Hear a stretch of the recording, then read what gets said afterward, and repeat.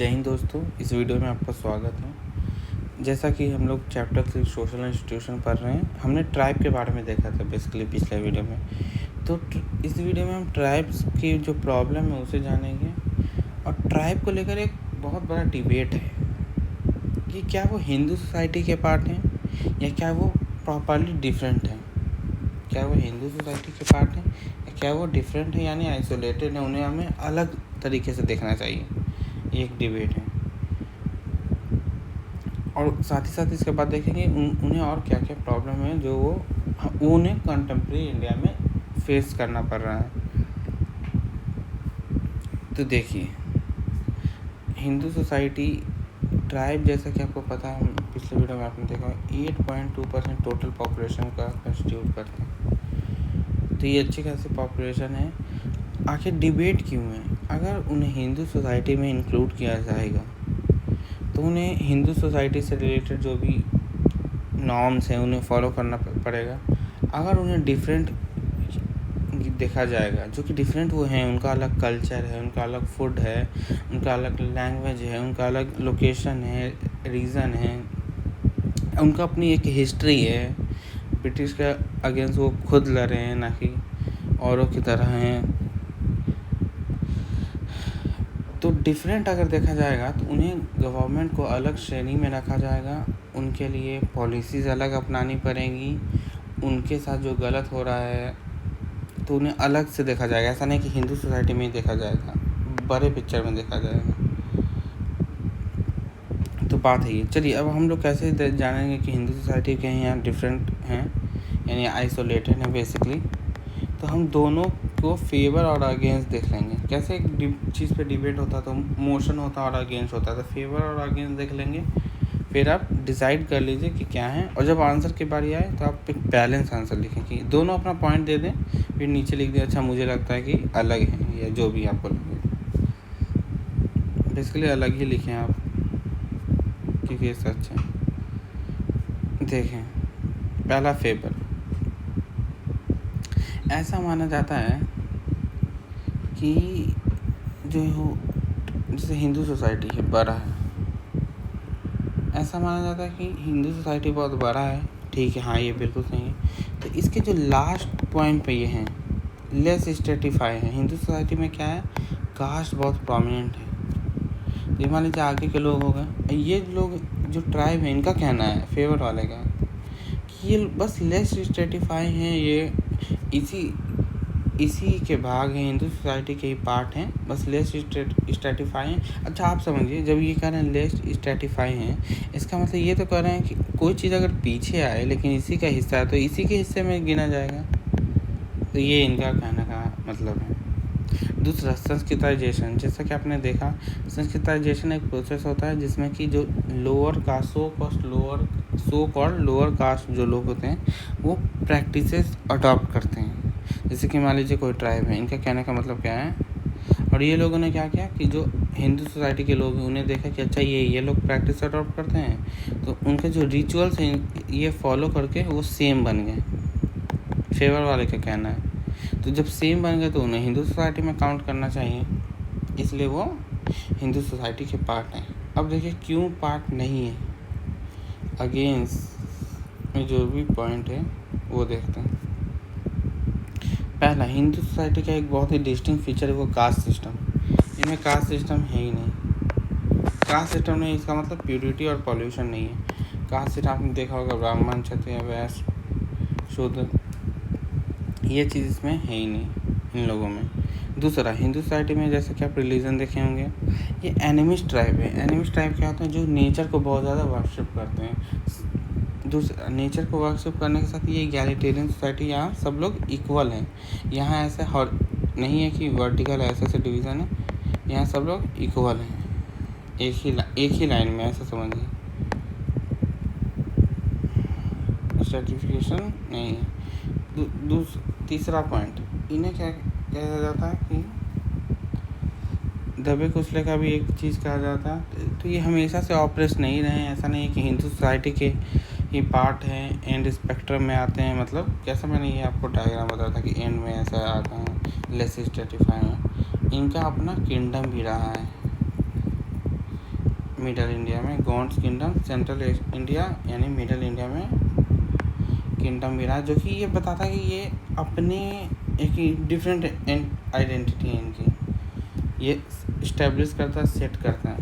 तो कंक्लूज़न क्या लिखेंगे? कंक्लूज़न लिखे, आपको क्या लग रहा है किसका पल्ला ज़्यादा भारी है?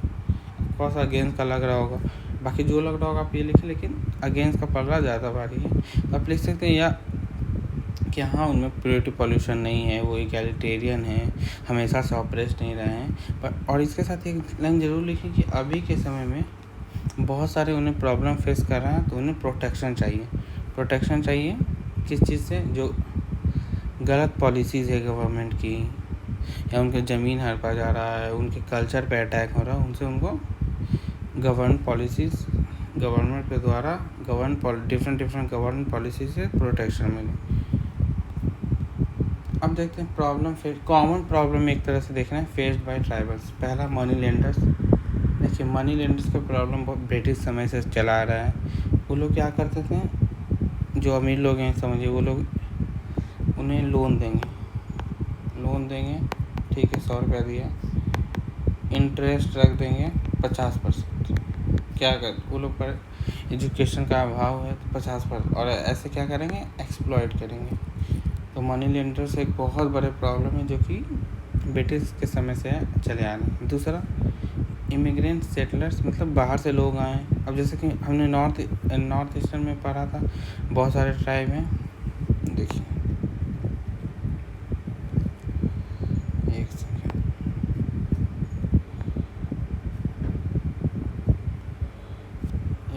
रुक जाइएगा आप, ये मैं नॉर्थ ईस्टर्न वाला एरिया बस बना देता हूँ। ये मान लीजिए नॉर्थ ईस्ट इंडिया है, यहाँ पे बांग्लादेश हो गया, यहाँ से लोग आ गए, म्यांमार है यहाँ से लोग आ गए। यहाँ हमारी 11% पॉपुलेशन है ट्राइब की, हाई कंसंट्रेशन है वो भी। तो यहाँ से लोग आएंगे तो इन्हें ही प्रॉब्लम होगा। जी बिल्कुल सही बात है। तो इमिग्रेंट सेटलर, बाहर से जो लोग आ रहे हैं, इलीगली आ रहे हैं, उससे बहुत बड़े प्रॉब्लम होना है। तीसरा गवर्नमेंट पॉलिसीज़। क्या गवर्नमेंट पॉलिसीज़ भी प्रॉब्लम है? तो हाँ, ऐसा नहीं है कि सिर्फ ब्रिटिश प्रॉब्लम रहे हैं, अभी के काले अंग्रेज भी बहुत बड़े प्रॉब्लम रहे हैं। वो क्या कर रहे हैं, अपने फ़ायदा देख रहे हैं, सही पॉलिसीज़ नहीं ला रहे हैं, एनालिसिस सही नहीं कर रहे हैं। आप देख रहे होंगे कि जो भी लैंड है उनका जब भी आप ट्राइब के बारे में पढ़ें, आप देखिए कि ये लोग अपने लैंड से बहुत जुड़े हैं। ये बहुत इंपॉर्टेंट रिसोर्स है इनके लिए, जो कि इन्हें अपने पूर्वज से मिला है, और इसके से ये बहुत ज़्यादा कनेक्टेड हैं। Even most of their livelihood gets done by the land. तो गवर्नमेंट क्या कर रही है, नेशनल डेवलपमेंट के नाम पे इसे इनक्रोज कर रही है। नहीं अरे आप ज़मीन दीजिए, हम उस पर डेवलपमेंट करेंगे। आपको पता ही होगा अडानी को, और बड़े बड़े जो बिजनेसमैन हैं अडानी जैसे, उसे 1 रुपये में अच्छा खासा लैंड मिल रहा है, 1 रुपये एकड़ में ये सब में मिल रहा है। बताइए, इसके कारण उन्हें प्रॉब्लम हो रहा है। ये हो गया common problem, money lenders, immigrant settler और गवर्नमेंट पॉलिसीज़। एक और जो ये डिबेट चला वो है national development versus tribal development. देखिए इसको पढ़ने से आप 1947 इमेजिन कीजिए, इंडिपेंडेंस एंड डेवलपमेंट। हम लोग 1947 में इंडिपेंडेंस मिला, आज़ादी मिला। इसके बाद बहुत सारा डेवलपमेंट शुरू हो गया। ठीक है, डेवलपमेंट देखिए, एक वेस्ट का जो डेवलपमेंट का नोशन है, डेवलपमेंट बहुत तरीके से हो सकता है। वो है कि इंफ्रास्ट्रक्चर डेवलप हो, इंफ्रास्ट्रक्चर ज़रूरी भी है, इंफ्रास्ट्रक्चर डेवलप हो। तो इंडिया ने भी वही रास्ता अपनाया, और नेशनल डेवलपमेंट जब बात हुई तो डैम्स, माइंस, फैक्ट्रीज बनी। बट इससे क्या हुआ, जो ट्राइब की जो लैंड थे वो उन्हें लिया गया कि हम लोग आपको ये बना रहे हैं, आपको जॉब मिलेगी या आपको दूसरी जगह ज़मीन मिलेगा, पैसा मिलेगा, लेकिन वो डिसप्रोपोर्शनेट प्राइस मिला गया। डिसप्रोपोर्शनेट का मतलब क्या हुआ, उनकी ज़मीन का वैल्यू था मान लीजिए 5 लाख, लेकिन दिया कितना गया, लैंड का वैल्यू तो 5 लाख, लेकिन ओनली 1 लाख जितना वैल्यू उन्हें मिला और उन्हें परेशानी भी होना पड़ा। अब समझ सकते हैं किसी ज़मीन से हटाना, किसी को घर से हटाना, ये हो गया। दूसरा, ये बहुत ज़्यादा प्रोमिनेंट प्रॉब्लम है एक तरह से देखा जाए तो, लॉस ऑफ फॉरेस्ट। जंगल काटे जा रहे हैं। जंगल काटने का मतलब है प्राइवेट प्रॉपर्टी का बढ़ना। जैसे जो नोएडा, गुड़गांव, ये सब है, जंगल का एरिया काट दिया गया, प्राइवेट प्रॉपर्टी बना दिया गया, मतलब पार्क एरिया ये सब तो कट गया, तो वहाँ फ्लैट्स बनेंगे, ये बनेंगे, बिल्डिंग्स बनेंगे बड़े बड़े, और उससे बेचा जाएगा। ये बेसिकली आप ये जो 3 प्रॉब्लम है ना, इसी से आप बहुत ज़्यादा इससे, जैसे ये मान लीजिए वो पैसा वाला प्रॉब्लम हो गया, लॉस ऑफ फॉरेस्ट, ये भी एक तरह से पैसा वाला प्रॉब्लम है, और गवर्नमेंट पॉलिसी की भी प्रॉब्लम है। अगर गवर्नमेंट ऐसा अपनाती नहीं पॉलिसी की फॉरेस्ट काटने देंगे तो क्यों होता।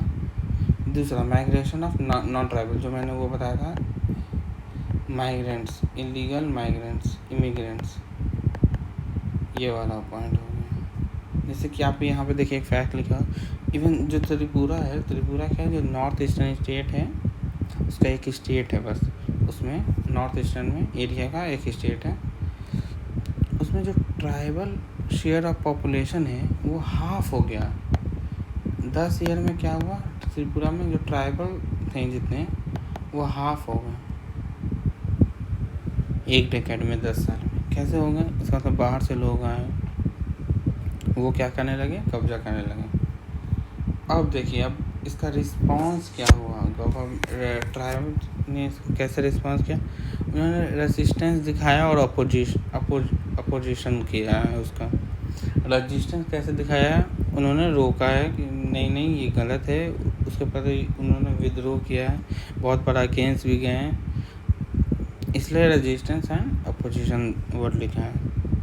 Next thing is recent development. अगर ट्राइब को देखा जाए कंटेम्प्रेरी इंडिया में, तो जब उन्होंने रेजिस्टेंस दिखाया, अपोज किया उसको, तो सेपरेट स्टेट भी बनाए गए, या सेपरेट स्टेट या 2 स्टेट है, उसको एक स्टेट उसको तोड़ के 2 बना देगा। जैसे झारखंड और छत्तीसगढ़ जो है वो इसी का एग्जाम्पल है। झारखंड पहले बिहार का पार्ट था और छत्तीसगढ़ पहले मध्य प्रदेश का पार्ट था।